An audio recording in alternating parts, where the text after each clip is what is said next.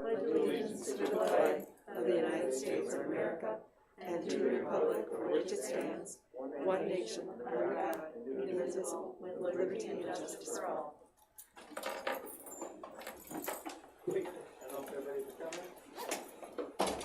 So, do we have a motion to approve the agenda?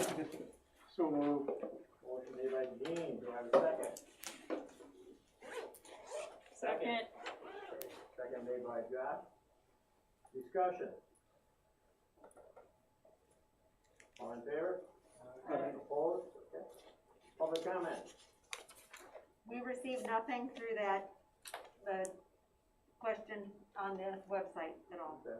Anybody have anybody that commented? No. Okay. Consent items, do I have a motion to approve the consent items? We got a few on here. Just a few. So moved. A motion for Jeff, do I have a second? I'll second. Second by me. Discussion. One page of tires that kind of. Okay. Discussion item. COVID-19 update. We gotta vote. No. Okay. All in favor? Aye. Opposed? Thanks, Mike. Discussion item. COVID-19 update? Okay, with the, COVID-19 update, I'm gonna take this down for a second. We just had the call with the commissioner, today at 4. But also I'm going to start each of these with our county numbers. So, the Department of Health just released the numbers and they've got Houston County at 15. For that same time period, the data that we're keeping on site, we were thinking this was going to be 14.47, which is very close to 15. But for next week, we know that number is going to go up slightly. And then for October 3rd, and we've got 3 more days of data and add, we're already at 9.64. So we know that Houston County's numbers are going up. However, we are still good with the learning model we're at because we're not even close to 30 yet. And 30 is where, when we get close to 30, that's when we have to decide if we're gonna change something with our high school. So I just wanted to let everybody know where we are with the numbers, and I think it's good to start the update with that. The other thing, the Department of Health is now going to, on a weekly basis, release names of schools where they've had 5 positive cases, and those positive cases have been in the schools and haven't had a chance to spread it. They picked the number 5 because they wanted to follow some data privacy. If they released a school name, if there'd only been 1 or 2 active cases, it would be very easy to pinpoint who those 1 or 2 cases are. And so they said with 5, they felt that met the litmus for not divulging data privacy. The school superintendent will get a call from the Department of Health before those names are released. But it will require 2 cycles before the school is off the list, and so that means 28 days that the school will be on the list, so it's got the 2 14-day quarantine cycles. 5 schools will be announced tomorrow, and we are not one of them. Yay.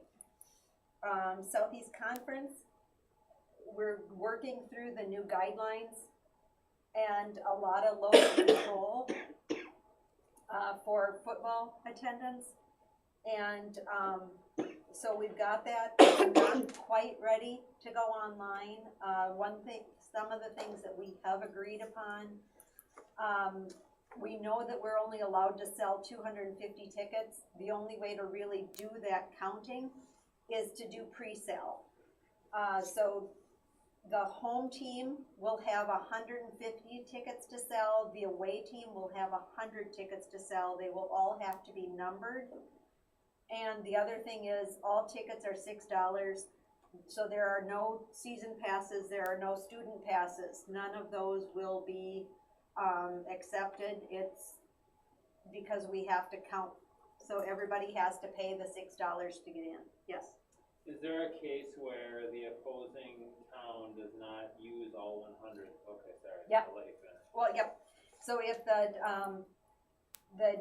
by noon, the day prior to the game, and the reason we said the day prior to the game, the games might get moved to Saturdays. Some of the football games might get moved to Thursdays.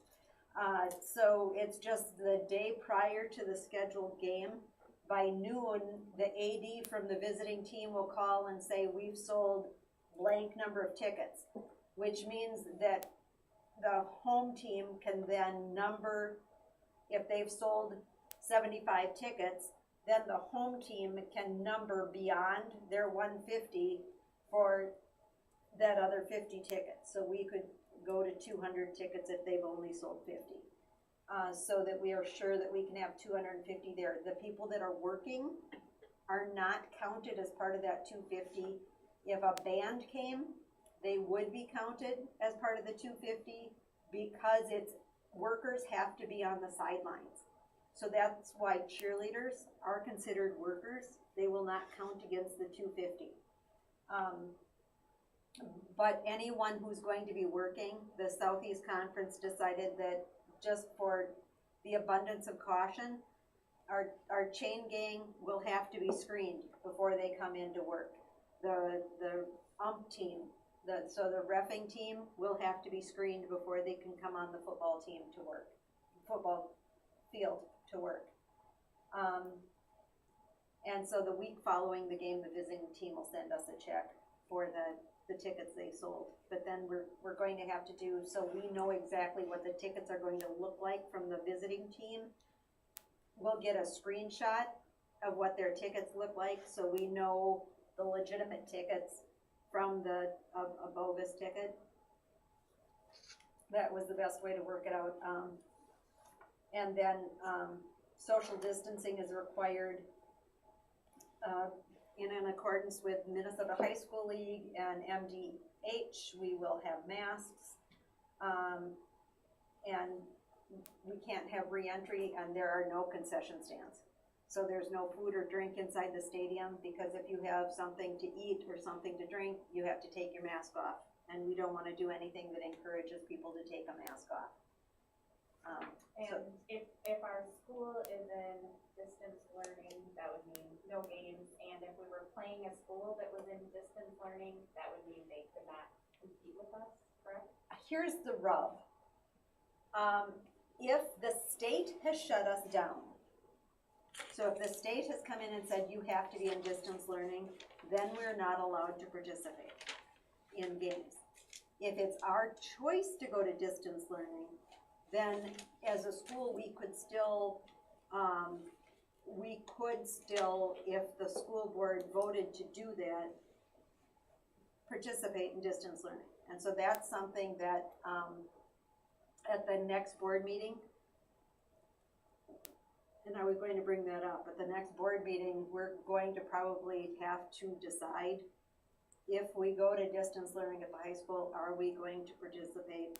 Are we still going to have games or not? As an example, Lanesboro had to go to distance learning for their elementary school due to the fact that staff is out. The students do not have COVID, but their staff members do. So in the GAT case, and it's just elementary, so it's not impacting the high school at all, but this brings up one of those hypotheticals.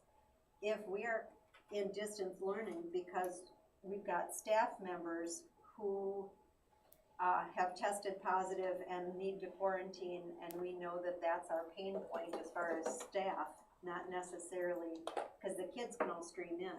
So if we're in distance learning because the staff is out, are we going to say that the kids can't participate at that point? So that's, and I'm not making that decision, that's why you guys are here. The other scenario is we're doing fine and we're scheduled to play a school that's in distance learning because they have so many students that are sick, but their school board has said our football team is still gonna play, do we want to play them? Well, then I think, like, you know, I think we would say, you know, we would have a discussion on it. I don't think that would be the right thing to do for our kids, in my mind. Yeah, I'm only one person here. But I think as a board, we have to take a determination and say, well, you know, you got a school that has 6 children, or 6, whatever, you know, a percentage of them. Do we wanna bring that to our community? I would, you know, again, my mind, my thoughts would be, you know, But that just, so basically, we may have to have that come up every time we have a football game. if we want to come up with, basically our procedure or protocol. Guidelines, Yep, as far as with this scenario, yes, with this scenario, no. If we wanna do it that way, so we've got some of those options and we know what's going forward, that will be on the board agenda, Next time. yeah, next time, so on the Games are 15th. coming out. Hmm? Games are coming Yeah. out. Yep, And I just want, you know, for parents that are watching, and for me too, to remind myself, you know, it'd be really fun to go watch a game. But just because we have them scheduled doesn't mean they're going to happen. There's some things that could change very quickly, and we'll do our best, right? But who knows what's gonna happen here or with the team we're playing, and we need to be, as Tom said, safe. So, I just want to set, cause I saw that they approved, maybe I'm stealing some of your thunder, but all these other sports, and I'm excited about basketball and this and that, and I just have to remind myself that's a long ways out, and who knows what it will look like.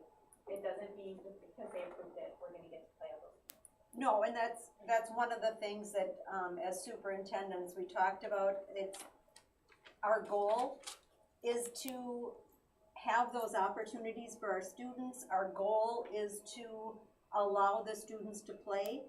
However, it's dependent on the actions taken by fans. It's dependent on the actions taken within schools.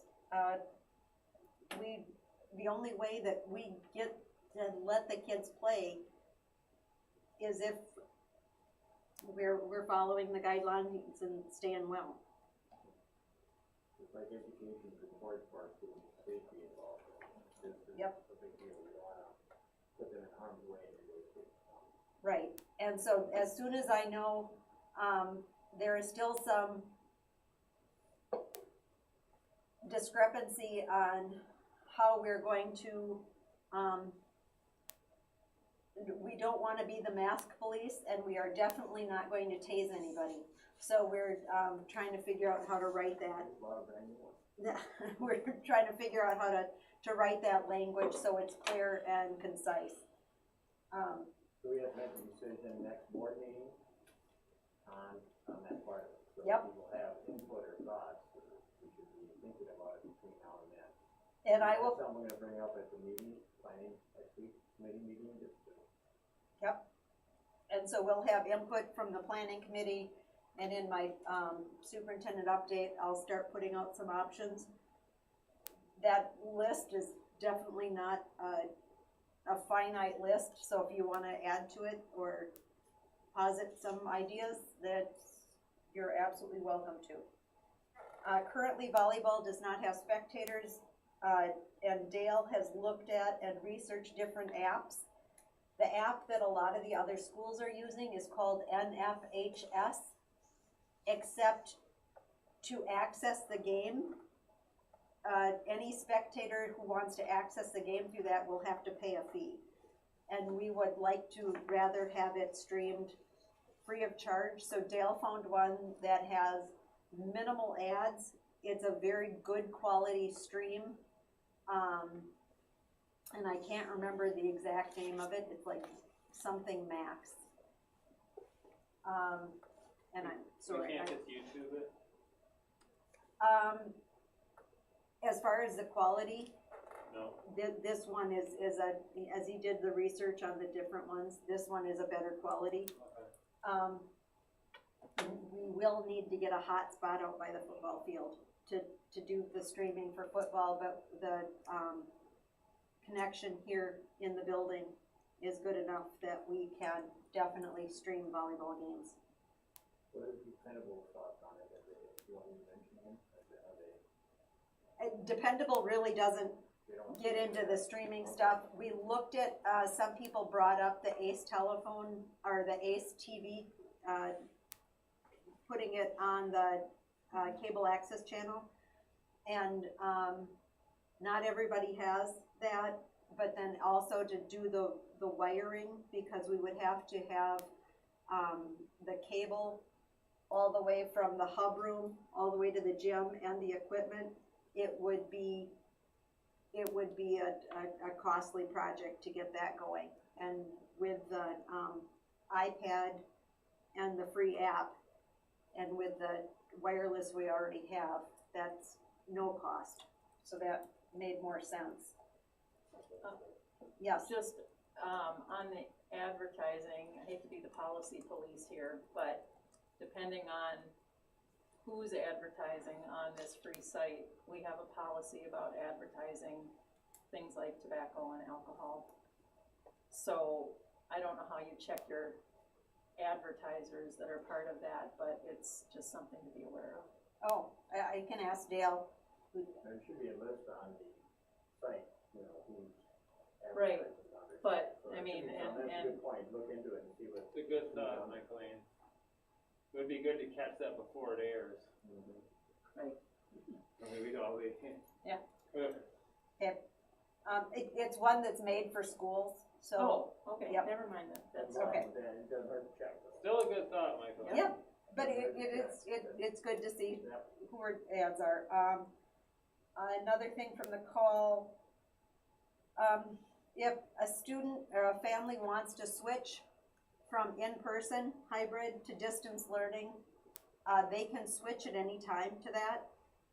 But coming back, that's where we can say, you have to give us, or please don't come back at the quarter or come back at the semester so we can work out seating charts. We have all the seating charts and we're trying to keep things consistent from hour to hour and class to class, especially for contact tracing. And so if somebody's coming back after distance learning, if we were thinking that they were going to be distance learning the rest of the year, there's seating charts and other logistics that we would need to track. So that's why they can't just pop back in and say, hey, I've decided I want to do hybrid again and don't want to do distance. But as soon as they want to do distance, we have to let them go. So there's a difference.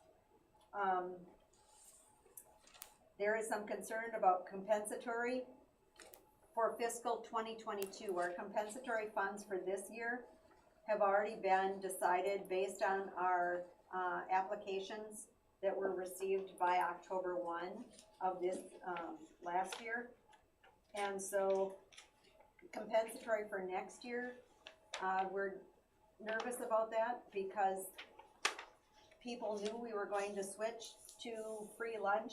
And so what was the point of filling out the application? Not only is our compensatory possibly going down for fiscal 2022, the other thing to note on that free waiver, it is done when the funding ends. They know the funding will end on or before December 31st of this year. So if there is a family that thinks that they would have qualified had we not had free lunch, they still really do need to fill out the application so that there is not a gap in their free and reduced price lunch service when the funding runs out. In kind of looking at the handwriting on the wall, it's gonna be a lot sooner than December 31st.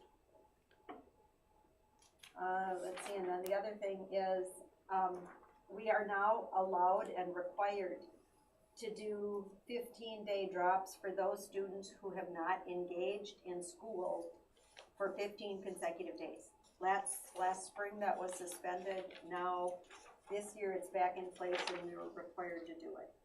So that is something that impacts MNBA. Last spring it had an impact and now we're going back to this process again. So that's today's update. I assume that doesn't apply to children that are sick. No, No, Just if you don't I have, guess- like if It you're, more or less just pushes, you need to show attendance. You Yeah. know, that's, I'd say, cause it's just, it's about the same duration as a quarantine, that's what I thought it was. Yeah, I would think no, and it's for the, and they, thank you, they did make that stipulation, if somebody is out and ill, then it is not.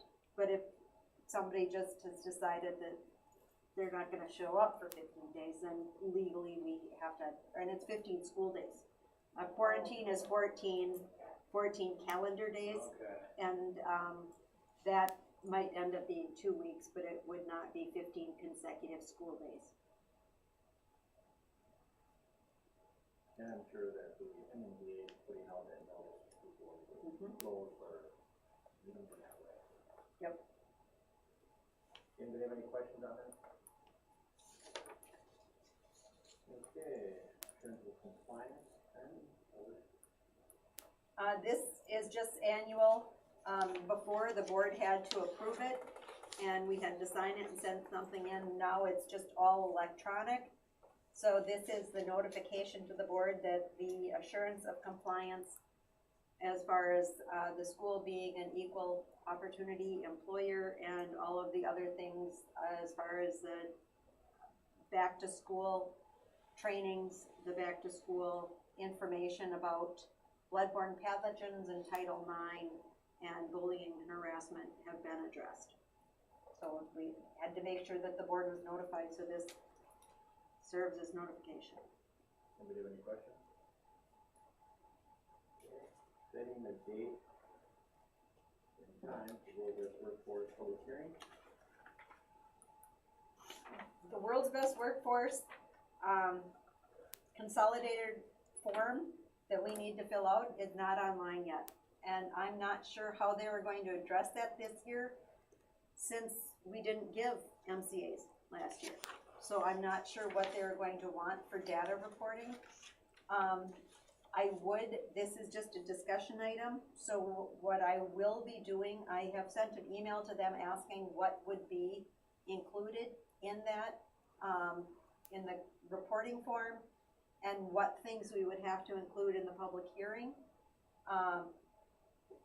Because the end of last year was in such upheaval, I'm not sure if we have the data necessary. But I would like to posit that, November 19th at 6:30 is when we would typically have scheduled the World's Best Workforce public hearing. The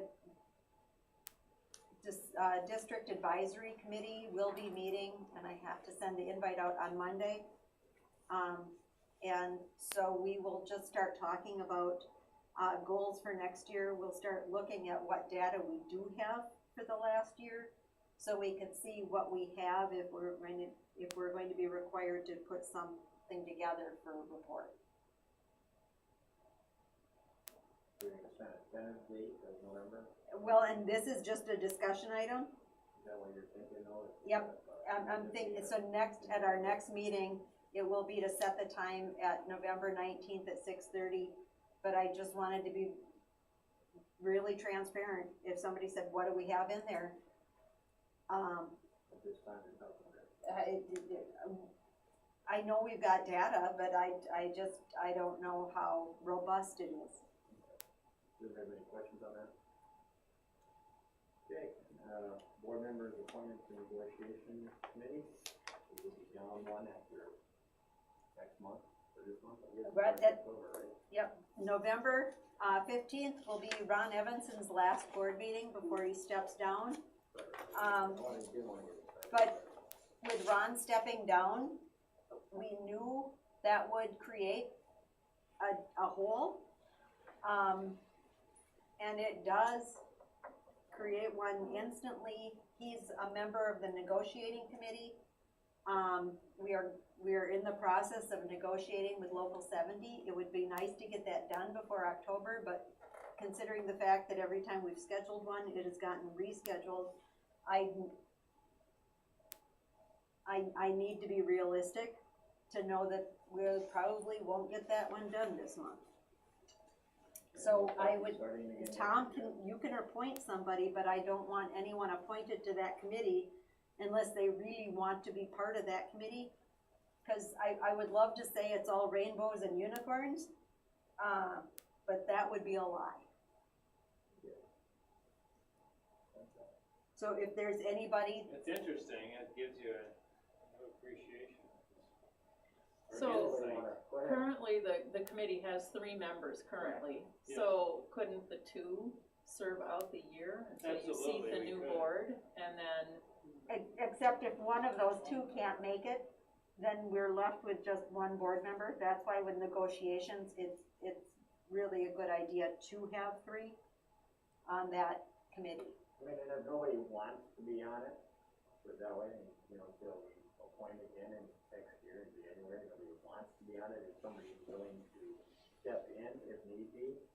But like Ron just said, you know, Ron and I were the only ones on the committee for God knows how long. Yeah. You know, and we handled it fine. Like Corinne said, the question comes in is if we can't make it, because right now after Ron's gone, it's gonna be Josh. So we just need to make this, you know, we have other things. Well, I going guess on. let's say, is anyone interested Yeah. in filling the spot vacated? Are you saying it's only Yeah, it's for only till 2 we, months? Yeah. And Yes. then it would be, yes, I could try it for 2 months, and see how it goes, and then you can reassign it to somebody new, unless I love it. I'm Oh, sure, yeah. I'm sure you would. We will. It's an exciting time. Okay. That's a good idea. You got 2 months to get it. 2 months, months, I can yeah. handle that over the holidays. too. And I mean, again, it may not entail anything, we'll see what happens, if we can get things locked down before that, but. Blood sport. It's just, It's nice to know we have somebody available if need be, and again, if you decide next year we only have 2 people, we just work with what we have, and then we, you know, we can always, if we move going through at that time, be the backup. It's good to have continuity in that group, because we get into discussions, and I know we do pass on a lot of information to the rest of the board after we have a meeting, but it's just nice to have that same continuity going throughout the whole negotiation with whatever team it is, you know, the group that we're talking to, instead of coming in the middle of it. But we've been really transparent. There's been, Yeah, it's been going well, so I mean, it's not, I don't think it's gonna be a big problem, so. yeah, I just, Appreciate it, Amy. So she's Yeah. gonna be on the. thank you. Okay, no other questions? Principal update? Wow, look at this. Because there's so much going on in school, I've talked to the principals, and at the first board meeting of each month, each one will do an update to the board, and Angela's is written. When you look at what they're dealing with at MNVA, they've already hired 35 new teachers. In October enrollment, we ended up with another 376 students who enrolled for October. So we are going to have to be doing some hiring again. Right now, we only have 24 in the pipeline for November. But I thought October was gonna be low, and we ended up with 100 more than last year. So I don't know what's going to happen with November. I'm not even guessing anymore. It's just whatever happens, we deal with it. But I do know this growth is, there's a reason it's called growing pains. She is, and the entire staff is incredibly thankful for the digital navigator position. They don't know what they would be doing without Jocelyn in that role, who's helping all 35 of those new teachers. And everybody is stepping up as far as instructional coaches, because they want to help everyone be successful. And then, we're trying to work with teachers on call, and as far as doing some subbing on site, we're trying to work on teachers on call. There's just there are not subs out there, online or on site. We do have one teacher out right now at the high school, and we have a licensed, para with a teaching license, and so we pulled her from her para duties, and she's in the classroom subbing, and we're getting someone else to fill in for the para duties. Because there were teachers on call there, and I might be stealing somebody else's thunder, I'm sorry. We didn't get all the testing done for the placements, and we really are working at making sure that every kid, we have those initial tests so we know where the kids are when they're coming in, because we really want to show that the students have made 1 year's academic growth during the year that they're with us.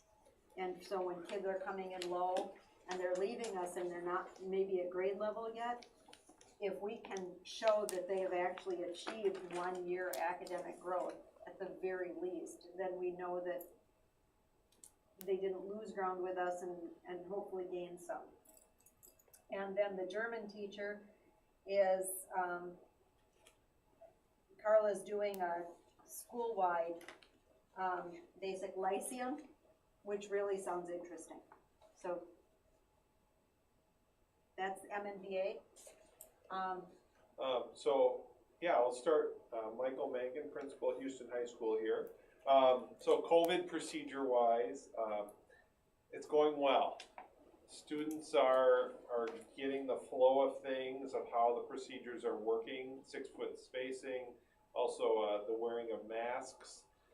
They are in need of some reminders at times, as you know, many of us are, to put their masks over their nose especially. That's been kind of a challenge, and maintain that 6 foot distancing, especially during lunch time. But their attitudes are good, and it really does seem that most of them are truly excited to be here. So I'm impressed, and I've been in communication with other principals in the area as well, and you know, they're kind of sharing the same sentiment, that you know, students are doing the right things. You know, reminders needed, yes, but overall we're doing what we need to do. Students are really enjoying using the courtyard for lunch. That was awesome. And just getting outside and things like that.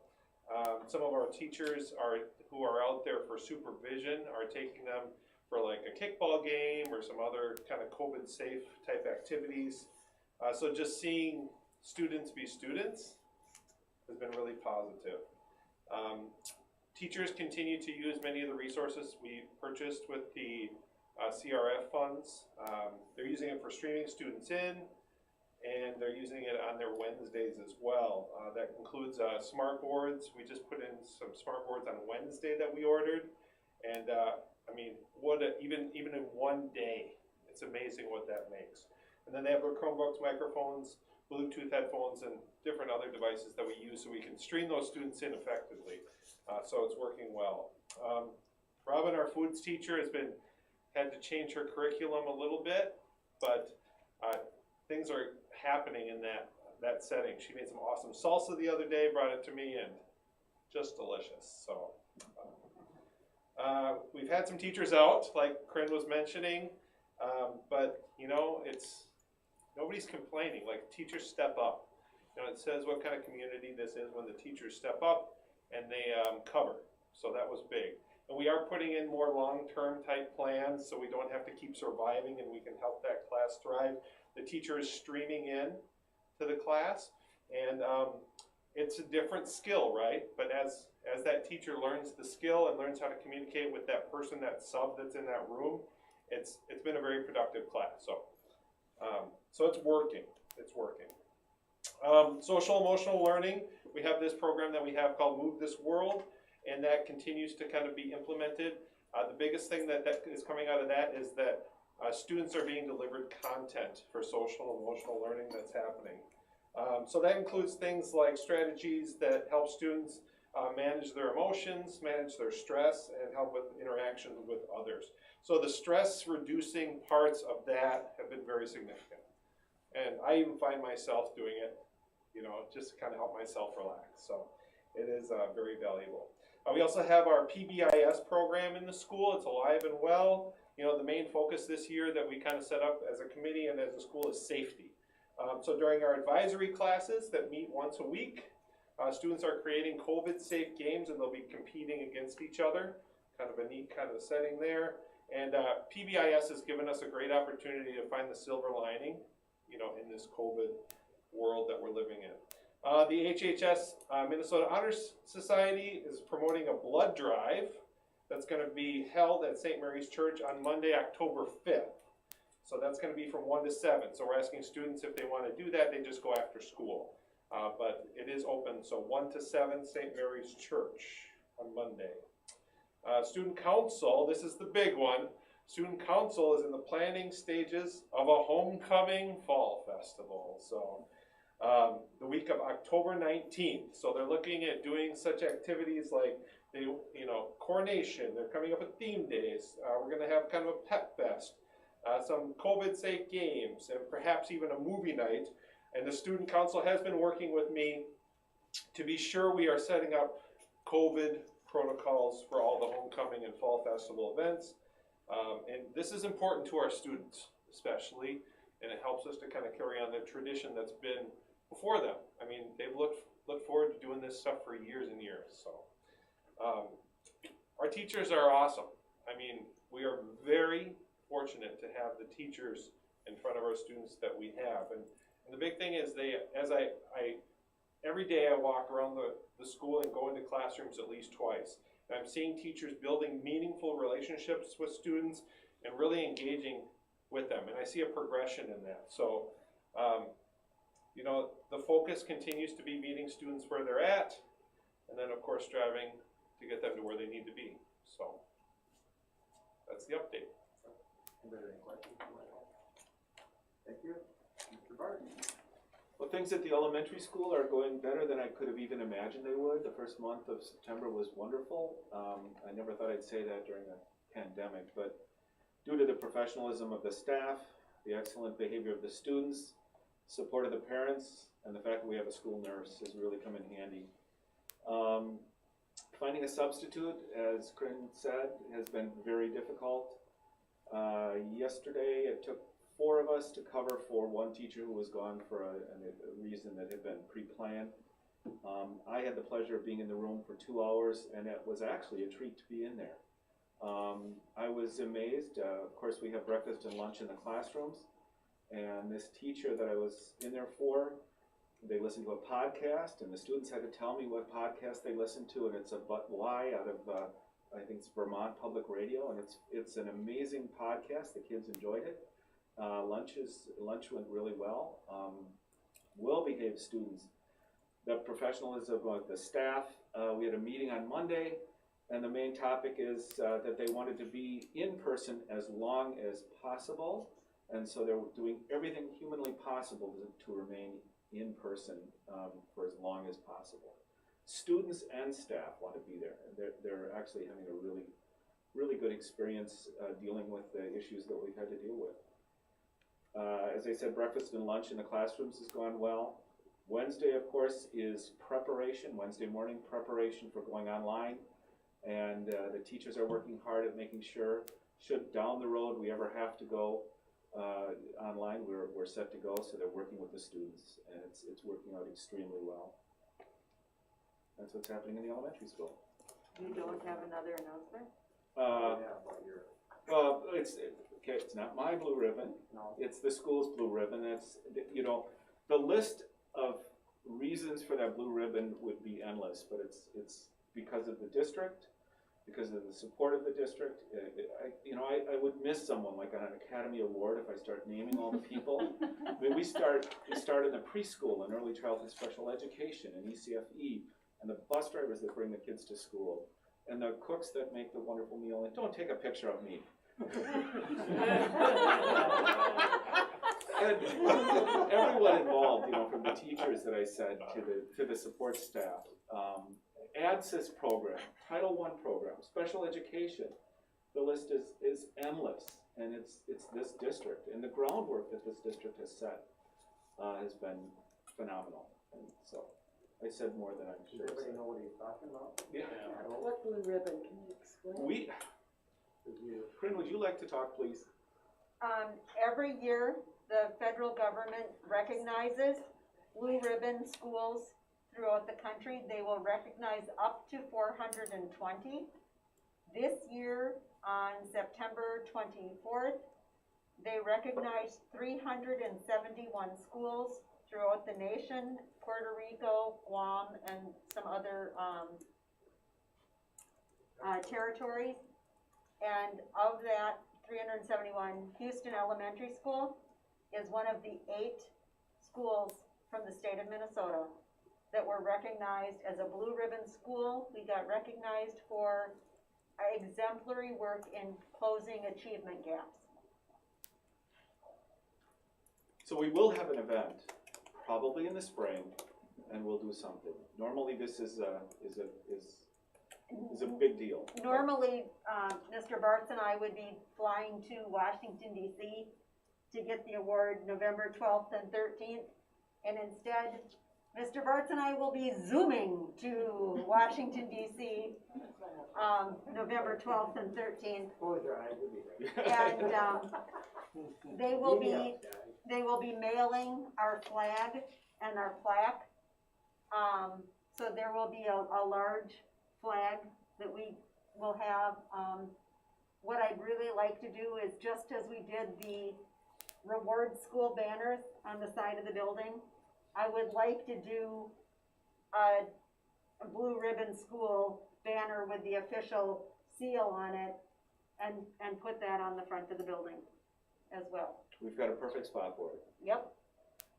Well, tell your group of people, I mean, all the teachers, we appreciate all they're doing through this situation. I mean, whether it be MNBA, high school, grade school, but we're very, very fortunate to have what we had. Michael, you said it, I'm sure, you know, Rick, you said it, we're fortunate to have the people working for us that we have working, the whole team. And again, congratulations, Rick, that's fantastic. Well, that goes to everyone in our Starts at business. the beginning, and I think we do a good job collectively. Thanks, everyone. If you go on the Blue Ribbon School website, that application is there, you can read it in its entirety. Does anybody have any questions for anybody? I have one question back to the MNBA update, which may or may not be appropriate when, is that okay now? Yeah, you can go. Okay. You're fine. Yeah. It just dawned on me when, with all the stress that MNBA is under with the increasing number of students and trying to hire teachers to fill in all this, is there any way to use CRF or other funding just to hire additional people to do calling and checking in with the 15-day absences and dropping to try and hang on to those students and not let them? We can't use CRF funding for any salaries other than the digital navigator. I would like to, and I did get approval to add to the program budget for another assistant principal and for another advisor in the office. Yeah, they need to have the advisors in the office. Right now, we've got Stephanie Schelsmith and Jane Bovas. Is that how you say your last name? Okay. I can see it, I just didn't know how to say it.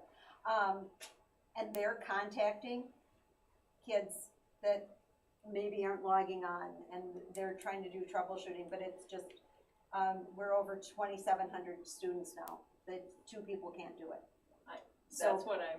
That's my concern. Michael ain't asking, Yeah. but anyway, we can. How can we get some extra support so that the teachers have enough just to get the curriculum and, you know, And and, so that, Todd Thorpe gave me the go-ahead to post for, another advisor and then another, assistant principal to help out with, John and Laura and just the dearth of teachers. It's just too many for the staff that we have. That's a good point. I think you brought up too again, Michael, last time. I mean, if there's anything that we can do to try to help them facilitate this whole huge change, you know, in their lifestyle, You had mentioned that we could use some of the money for, what was that? Digital Navigator, and that's, you've already approved that, and we've got Jocelyn in charge of, and as the digital navigator. Or no? Hmm? Would it be feasible, or would there be a purpose to bring in one more of those people, or can't we do that? And I Would that be I think helpful? Jocelyn's got it down to she, Okay, well, we just wanna put it out there because, yeah, you know, with all this stuff happening and changes that are happening, we just wanna make sure they have enough support. So we don't, like Lane said, lose some of these new kids that are coming on, we wanna have a good experience. And or lose any of these teachers that we put all this work into together. Well, I just think a significant amount of the teacher's time, both locally and online, is just building those relationships and reaching out. And how can you teach when all your time is just trying to not let them drift away, you know? And so if somebody else can make that contact and you can have a team approach, it just lets the teachers focus more on the teaching. and that is the MERS approach, and that's why we need to have the other advisor. Okay. And I would say it sounds like we need more than one other advisor, but one is better than none. So thank you. I didn't Thank know you. that was in the plan. Okay. Any other questions, anybody? Okay. Old business, items for discussion and approval, we kinda mentioned all these last time. And it's just to have the final paperwork for all that, because, last time we were waiting for the Department of Ed to give their approval. They needed their approval before I could get your approval, and I know this kind of, it feels like cart before the horse, because as soon as they got their approval, we needed to have this in and purchased prior to October 1. And today is October 1, so, it's the 77 passenger bus. It replaces the 2003 65 passenger diesel. So that means that we can actually fit 6 more students on that bus. Than the 2003, and that 2003, Tom, when we were doing it, said, how does this impact, is it taking money away from something? And I said, actually, it's going to be, for our 2022 budget, we won't need to buy a bus now. And so it will be freeing up money in next year's budget, that doesn't have to go toward a bus. So it is money spent this year from CRF, but it will help our budget next year. We're gonna keep that or we're trading it? We're gonna trade it and get some money for it. Do we ever have, are we ever short on buses? Well, I mean, if we have kids because going this is, to- we have 7 buses, and so we will still have 7 buses. The thing is, we have 6 bus drivers. So having an extra bus, if we don't have the bus drivers, it doesn't make a difference. Unless, Right now, we have one place that we want extra bus. right, I know what you're saying. I think a lot of it too is median. Well, I thought we had an issue We did where last year, running bus routes and trying to get kids to before COVID, a yeah. football or track meet, We did. and, they had to leave based on, because and I just didn't know because if we're not gonna get all that much for the bus, maybe it's. Well, you must have done the math on it, worked out to be sufficient. well, it's, the issue we had with busing last year wasn't with the buses as much as it was with not having anyone to drive the bus. But we might get an application for a part-time bus driver or activities driver, next week. Would that change your opinion on whether we should sell or keep the bus, I guess? And we don't have to sell it, if we've got a spot for it, we could also keep it. Was this on finance? Hmm? Was this on finance? Well, I mean, replacing the bus, yeah. No, but I mean the whole process, the trade-in. Oh, Well, no, that's normally how we do it. the What bus- ends up happening with buses, normally, in our scenario, you can only keep a bus for so many years. Yep. In order to be qualified to haul children. After that period of time, technically, you're not supposed to have it in your fleet. So you kinda gotta watch that, so there's a lot of requirements, And then you normally would take that bus and then, because it's no value to us, you get rid of it. There's no sense in hanging on to something that we have to maintain, which costs money. And it may not even qualify to haul children anymore because it's too old. Now, in this situation, maybe to guys' question, if it's a good bus that we can still use for that, maybe we need to look at, well, do we need to keep it as a discussion that I'm sure you may have had with the bus drivers? Mm-hmm. You know, do we need to hang on to this? Do we have space for it? And how much is it gonna cost us as a school to maintain it? And if it doesn't even meet the requirements to keep, well, then the discussion's over, because we're not gonna keep a bus we can't use, or it's not qualified to have, you know, haul children. It has to, because we weren't gonna replace it for. No, no, Right, I mean, and- it but could be good that's- for another, you're right, I mean, At it could least be another good year for or another two, year, yeah. so. But, we're having the inspection next Monday, and so that's a question to ask as far as how much longer will this be roadworthy? Then we find out, and then, so basically, you're saying is don't rush into selling it, just try to decide if we can use it or something. And it's not a trade-in, it's, what we do with an old bus is usually, put it out for bids. Yes, Jean? And that, price there now, we're tax exempt, right? Yep. And that's got $5,500 of, Oh, Tax no, exempt? we're not tax exempt for vehicles. oh, So that's the state of Minnesota. We're tax exempt except for vehicles. We always have had to pay tax on vehicles. Every bus, every van, we pay tax.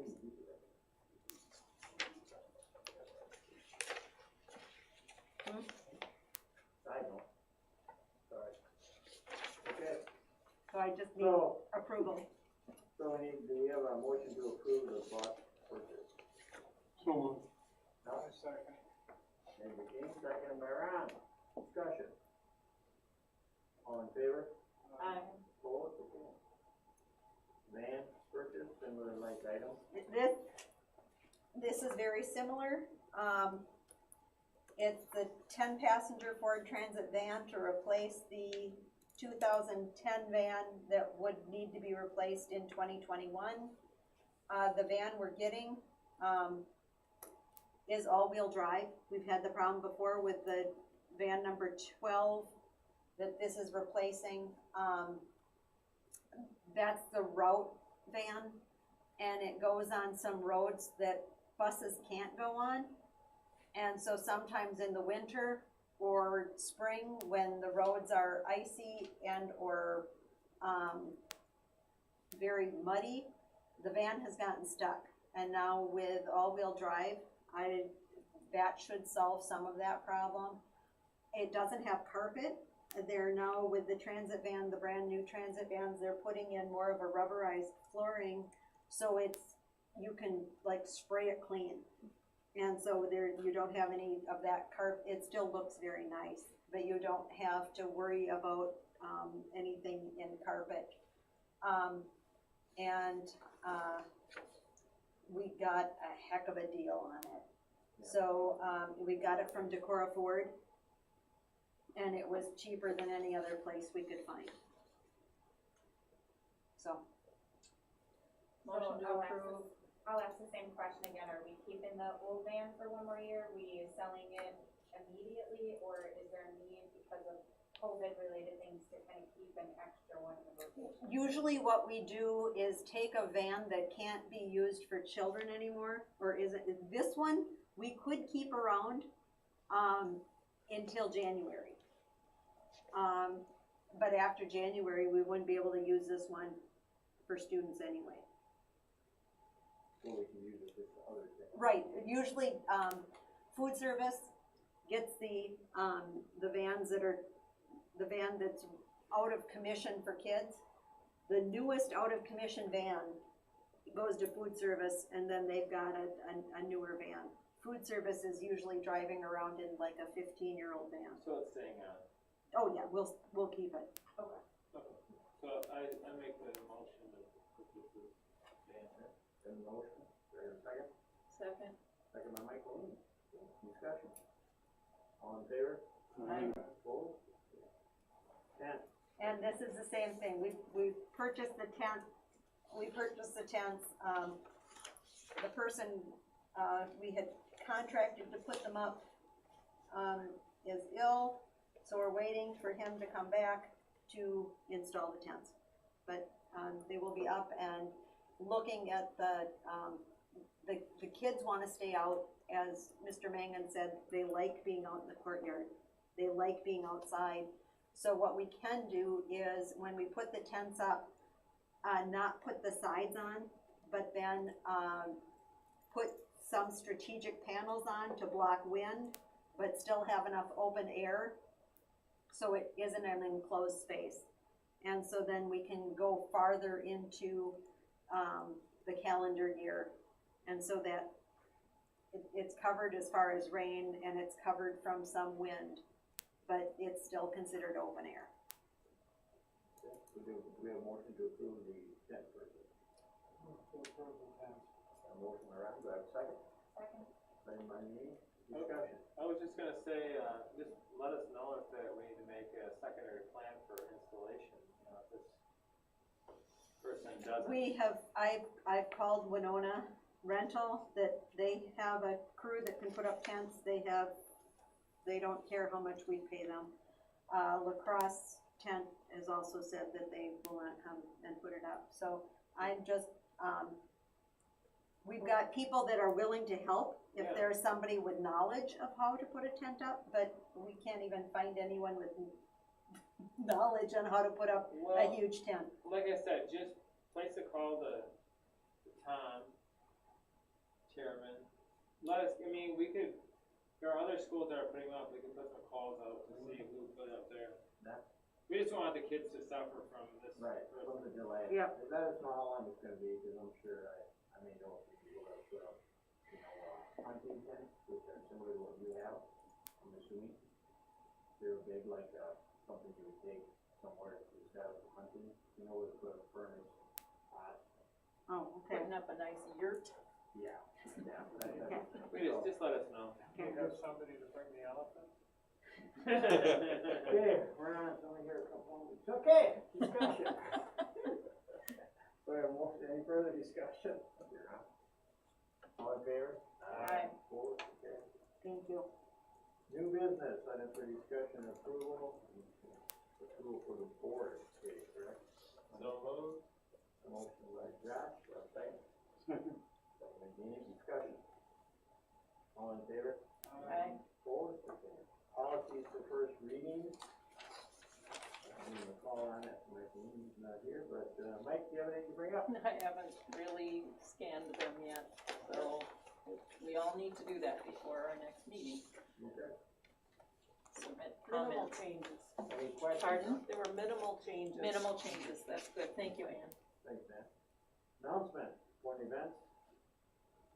It's just the November 12th and 13th, the virtual celebration of the Blue Ribbon recognition. I'm assuming you're putting that out on all the media, things that we have, all the news, MSNBC, whatever they are, ABC, NBC.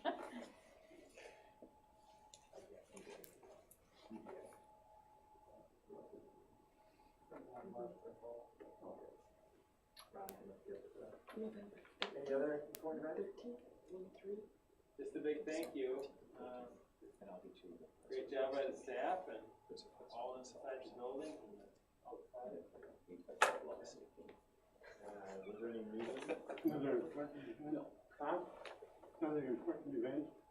This, Saturday, the Booster Club is having a fundraiser. They're having, ribs, drive-by at the fest ground. You drive by, come in on the north side, go by from the, recycling place, come in that and then go off That's this Saturday, right, Gene? this Saturday. What's the times on that meeting? 11 till 2 or 12 until sold out. Until we're sold out, right? Yep. Good thought, Gene, good to mention. Thanks for bringing that up, Dean, I remember you said. Okay, anybody else have anything else? Any committee meetings? Monday, District Advisory Committee, and then Tuesday, our standing COVID committee meeting. Okay. And then, negotiations, you got that right, Ron? John? We're Can gonna you, have it on the negotiations, third- can you, Oh, that's right, I need to email you back. 13th, Yeah. correct? Is that the day we're trying to shoot for? I meant to look at that. The 13th, can you that Monday, the 13th? Yeah, Okay, good. yeah. Let us know the changes. What time are we talking about? Think it's 4 o'clock? Oh, yeah, 4 is good. 4 is Yeah. good, thank you. We had a Hiawatha Valley had meeting last Wednesday. Since then, they did close down the Holka School temporarily on the 8th, and they closed down the district office as well, so I don't know who has what. And the other thing is, somebody was not happy, and they went directly to OSHA, and they reported to us. But we weren't following the guidelines for COVID or something. Like, one of the things they said, we weren't cleaning the vehicle after each person was transported. They were doing some. Another one, the spray they were using, it said it was for hard surface and didn't cover the carpeting. But Eco Lab said it did, but we had to write up the big report. Hopefully we don't get fined, but you never know. The other thing was on the ventilation at Wabasha, because they hadn't done, or not Kellogg, the Kellogg building, because they hadn't done the inside air quality. They didn't have any of the documentation on that, and so, and the documentation they had showed that it needed to be updated. Just for your knowledge, we've got all of the updates on our indoor air quality control from UNESCO after our project is done. So we're good. And Ron just reminded me that the 12th is the Monday, not the 13th. Did we say the 13th? That's the 16th, right? October? October 12th is Monday, correct? They said 16. For the meeting? No. Yeah. When, Monday, Monday, October? there's the 5th, and then there's the 12th, Oh, Yeah, the 19th. Monday is the 12th of October. Well, you had meant, you said the 13th. I just heard wanted to be all on the 13th. same Oh. page. That is The blue Columbus Day. ribbon thing is November 12th and 13th. Negotiations, It's on the 12th. yes. oh, okay. So good, thank you. Okay, Corinne, you have anybody have any feedback? Thank you for their agenda. I already talked about the future agenda items during this meeting, so any questions on those, Anybody have please anything reach else out to to me. bring up? Okay, we have a motion to adjourn. Motion by Ron. Seconded by I'll second. Meeting. Discussion. All in favor? Aye. Opposed? Thank you again, everyone, for coming this evening. Motion.